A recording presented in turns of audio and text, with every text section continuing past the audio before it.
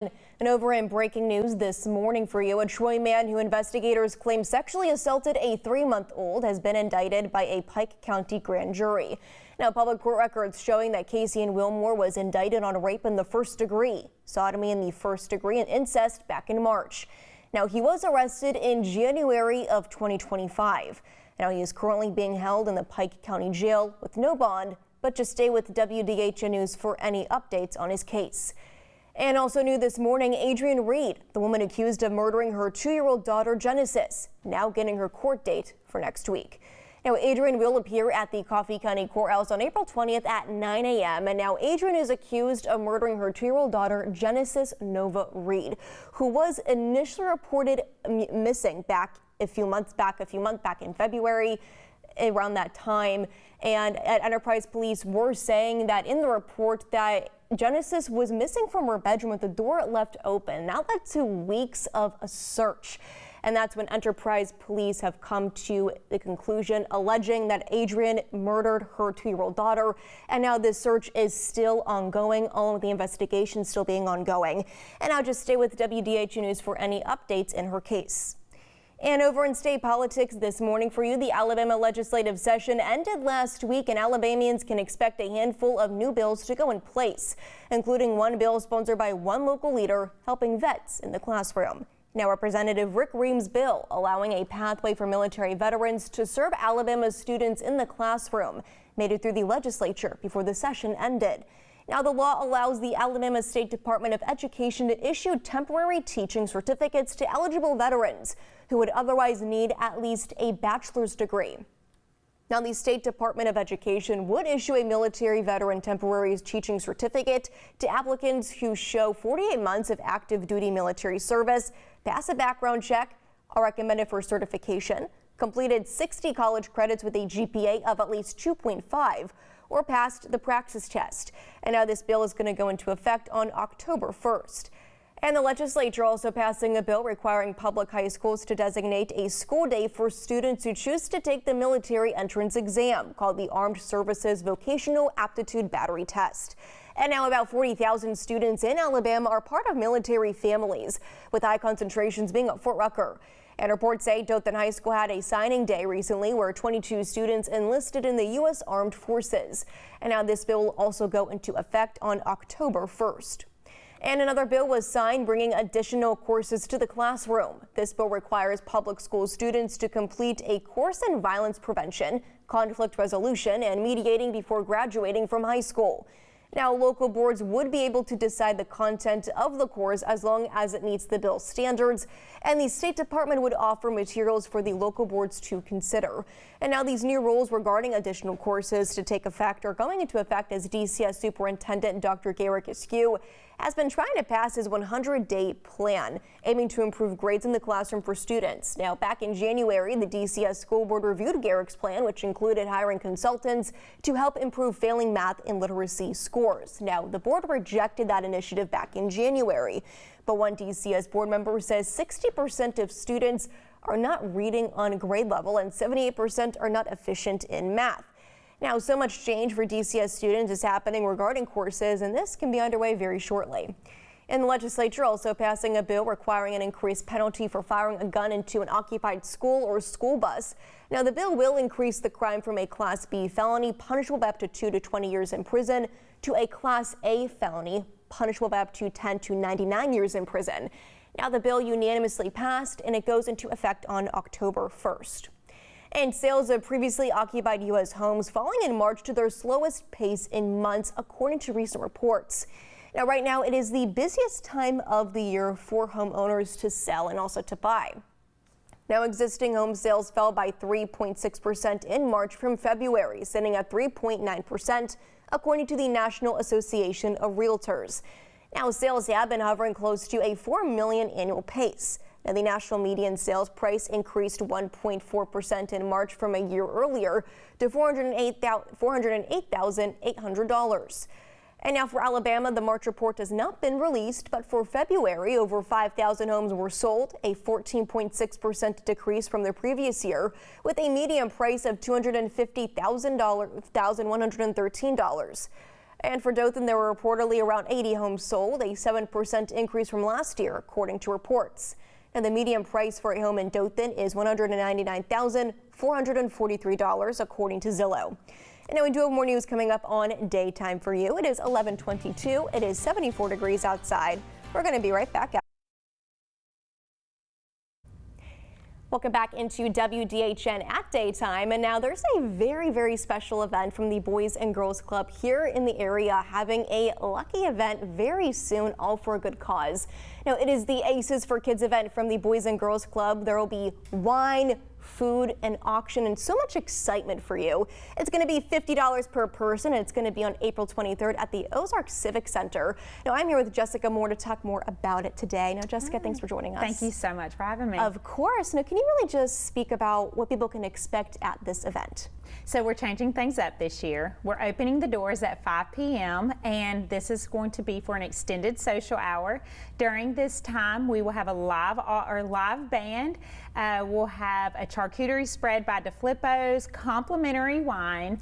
You could purchase tickets for our White Elephant drawing, which has over 100 auction items, and our silent auction. But the real fun is going to be the gaming tables. So we have 7 different gaming tables, all for fun and just for that good interactive fun play beforehand. And then at 6:45 we will roll right into dinner catered by Smokey Joe's and also our live auction. Now, can you just tell us really what the goal of this event is for you guys? So proceeds from this year's events are going to allow us to continue our programs and services that we're already doing right there in Ozark.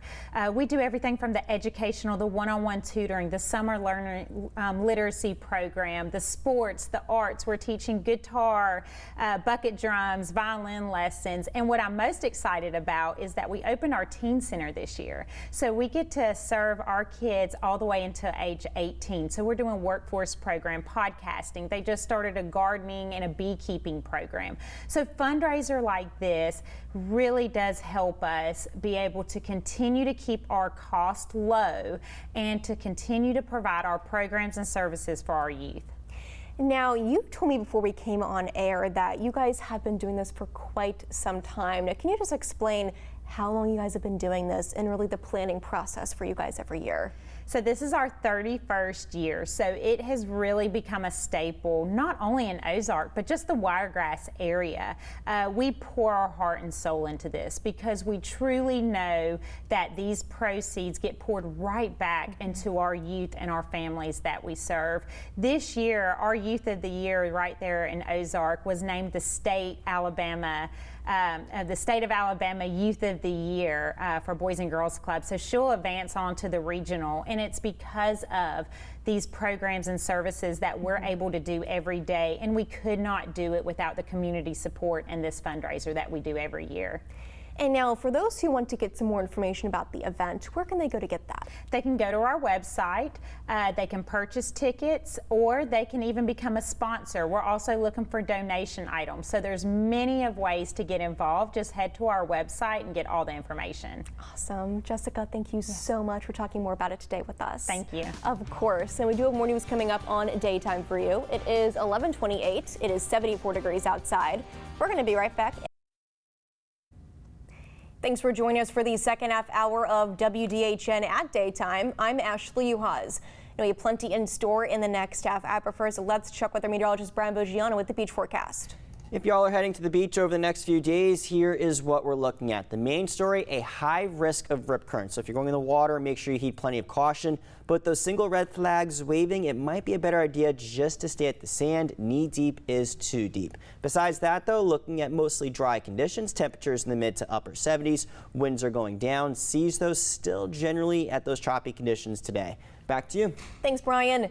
And now the Dale County Sheriff's Office receiving a very special award from the Boys and Girls Club of Southeast Alabama. Now, Dale County Sheriff Mason Bynum accepting the CARE Award for the Dale County Sheriff's Office from the Boys and Girls Club. Now, this award recognizes individuals, businesses, and/or partners who provide great support to local clubs. Now, the Sheriff's Office stating how big of an honor it was to receive this award. Now, the Dale County Sheriff's Office says, quote, "Supporting and building meaningful connections with the youth in our communities is a privilege that we take to heart." And Dothan High School highlighting 2 students for their work with an all-state show choir. Now, Dothan High students Madison Gibson and Jada Reeves were selected in the Alabama All-State Show Choir Festival, which was held March 26th to the 28th at Spain Park High School in Birmingham. Now, there were 52 students from across the state to be chosen in the festival, and 2 were from Dothan High. Now, during that time, Gibson and Reeves spent 3 days learning choreography and music for the finale concert. And a popular Ozark Mexican restaurant, El Palacio, is soon closing its doors. The announcement was made on Facebook by owners Ben Brown and Kevin Smith. Now, the restaurant's last day of operation will be Thursday, April 30th. Now, the owners expressed that they're grateful for the community and hope that customers will continue to eat at the restaurant until it shuts its doors for good. Now, reasons for the closure are unknown at this time, as well as the future of the location. And after years of waiting, medical cannabis finally arriving in Alabama. The state's first dispensary set to open in Montgomery. Now, Dr. Sam Blakemore, the Alabama Medical Cannabis Commission chairman, says only qualified patients can walk into a dispensary and it will need to show their medical cards at the door. As a pharmacist, he says research he has seen shows cannabis having promising impacts for patients with chronic conditions, and is hopeful that Alabama will continue researching the drug, drawing attention to a possible partnership with a company moving to North Alabama. Now, this is happening as Dothan had intention years ago to bring cannabis dispensaries to the Wiregrass. Now, back in 2023, Dothan was targeted for 3 medical cannabis dispensaries, which was Southeast Cannabis Company, Sustainable Alabama, and Verano, Alabama, where tablets, capsules, gels, oils, and creams were made available. Then in 2022, the city of Dothan and Houston County approved the operation of medical cannabis dispensaries, allowing local businesses the opportunity to apply for a license, which saw a number of applications. And now to the homecoming for the historic Artemis II crew. Now back on Earth after traveling farther into space than any other humans. Now Gio Benitez has more on what's next for the 4 astronauts. This morning after the splashdown seen around the world. A perfect bullseye splashdown. Capping off that historic and incredible 10-day mission to the moon and back. The crew of Artemis II is finally home, arriving back in Houston to a hero's welcome over the weekend and speaking publicly for the first time since completing the momentous feat. I have not processed what we just did, and I'm afraid to start even trying. When this started on April 3rd, I wanted to thank God in public, and I want to thank God again, because even bigger than my challenge trying to describe what we went through, the gratitude of seeing what we saw, doing what we did, and being with who I was with, it's too big to just be in one body. The astronauts' families waiting there to greet them. Pilot Victor Glover and Commander Reed Weissman sharing heartwarming photos of their reunions, both with the caption, "Mission Complete." Now with the 4 back on solid ground and receiving their medical clearances, a chance to reflect on this once-in-a-lifetime journey. It's a special thing to be a human, and it's a special thing to be on planet Earth. Thank you. Gio Benitez, ABC News, New York.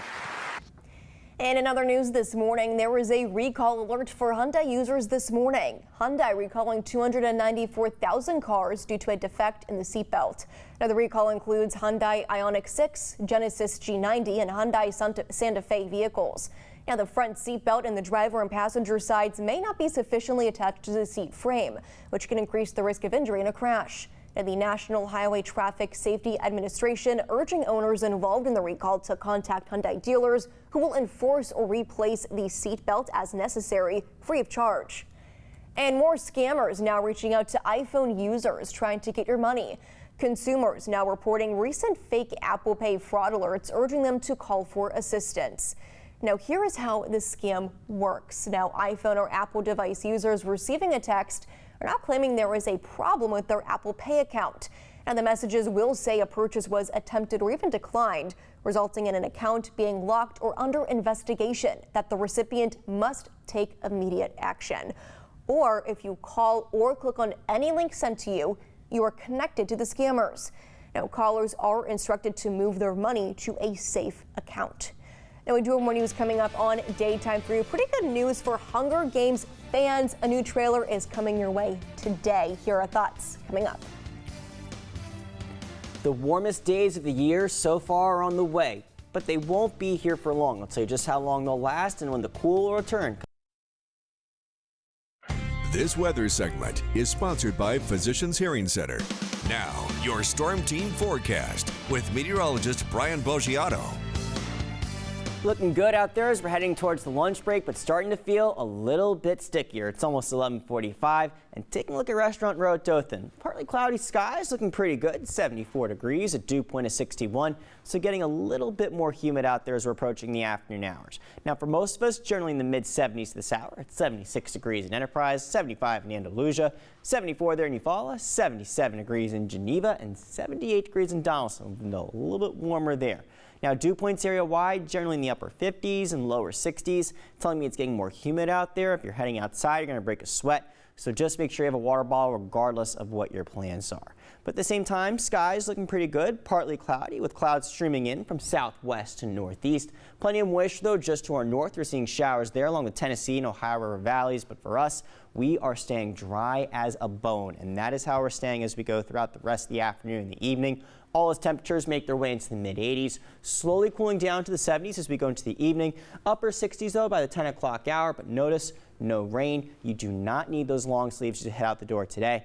But tomorrow morning, though, if you're heading out very early, maybe a light jacket, starting off 56 degrees in Dothan, 56 in Andalusia, 55 degrees in Troy, 53 in Eufaula, 57 degrees in Bainbridge, and even warmer as we go into your Tuesday afternoon. Now in the upper half of the 80s area wide, some places even making a run for 90, including there in Bainbridge at 89, Mariana at 88, but still 87 degrees in Vernon and 87 degrees in Geneva. Now taking a look at the next 7 days, our warmest days are ahead of us. Take a look. By Saturday, 90-degree high here in the Circle City, but on Sunday, some changes are coming. Take a look. Back down the mid-80s, a chance of rain as a weak front moves through, and possibly cooler after that. Back to you. Thanks, Brian. And over to events across the Wiregrass, one family-friendly event aiming to bring the community together to support military children. Now, the Purple Up event hitting the Wiregrass, honoring the month of the military child, encouraging everyone to wear purple. Now, those who do wear purple get 2 free bowling games, while adults wearing purple get 1 free game. Now, those registered for Kids Bowl Free can also receive free shoe rentals for the day by participating in the event. It's going to happen on April 22nd from 11 a.m. to 4 p.m. at the Flight Line. And Americans who may be hitting unsubscribe on streaming services like Netflix as costs continue to climb. A new report shows about 40% of people have cut back on subscriptions recently, citing rising living expenses and higher monthly fees. Now, many viewers are downgrading to cheaper plans or even canceling altogether as prices increase across multiple platforms. Experts say streaming is often one of the first expenses to go as households look to save money. And Netflix not the only place raising prices for you. Now, YouTube is also raising subscription prices in the U.S. This is the first time the company has raised prices on the platform in 3 years. The video platform says the standard individual YouTube premium plan will now cost $16 a month, going up $2, and the family plan price will now increase to $27 a month, increasing by $4. And the Google-owned platform also offers a lower-cost option called YouTube Lite, which offers ad-free viewing for most videos, but excludes YouTube Music Premium and still carries ads on shorts and music content, costing $9 a month. And over to concert goers possibly getting a check. StubHub, the nation's largest ticket exchange and resale ticket provider, set to pay $10 million to customers to settle Federal Trade Commission charges. Now, the company violated the FTC Act and the agency's rule on unfair or deceptive fees by deceptively advertising ticket prices on its website without clearly disclosing upfront how much consumers actually would pay, including all mandatory fees. And the FTC's action against StubHub follows a warning letter the agency sent the online platform to in May 2025, stating that multiple prices displayed on its website appear to be in violation of that rule. So StubHub must provide settlement pay to 2 groups, including those where the total price of tickets was not disclosed on the initial pricing display, and all other consumers who bought tickets during that time period.